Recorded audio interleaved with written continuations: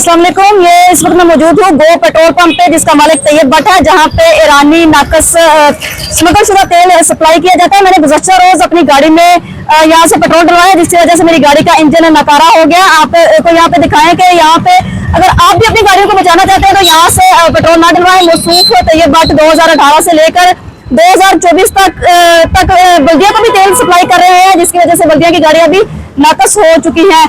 मौसूफ के खिलाफ anti corruption में मुकदमा भी दर्ज है। उन्होंने चीफ अफसर बल्दिया मलिक इब्रार के मिली भगत से 80 करोड़ रुपए की करप्शन की है, जिसकी इंक्वायरी मुकम्मल होने के बाद मुकदमा भी दर्ज होने वाला है। इसके अलावा मौसूफ ने सूद का कारोबार भी शुरू कर दिया है। मौसूफ के बेनामी अकाउंट, वालदा के अकाउंट समेत यहाँ पे 26 करोड़ से ज्यादा की रकम पड़ी हुई है और सूद के कारोबार में यहाँ पे लोगों को टॉर्चर करते हैं। आइए आपको इनका टॉर्चर सेल भी दिखाते हैं, जहाँ पे वो गरीब लोगों को बुलाते हैं और उनको यहाँ पे टॉर्चर करते हैं।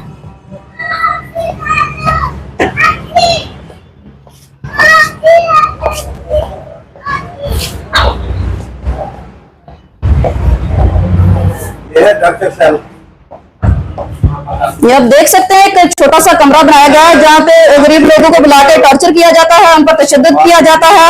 और हाल ही में तैयब भट्ट के खिलाफ एक मुकदमा भी दर्ज हुआ है, जिसमें उन्होंने इल्जाम लगाया है, उन पर इल्जाम लगाया गया है कि वो सूद का कारोबार करते हैं और उन्हें सूद पे पैसे देके बना रहे हैं। ये देखें आप, ये पेट्रोल पंप पे बल्दिया की जाली पर्चियां बना रहे हैं और बहुत बड़ा फ्रॉड है ये।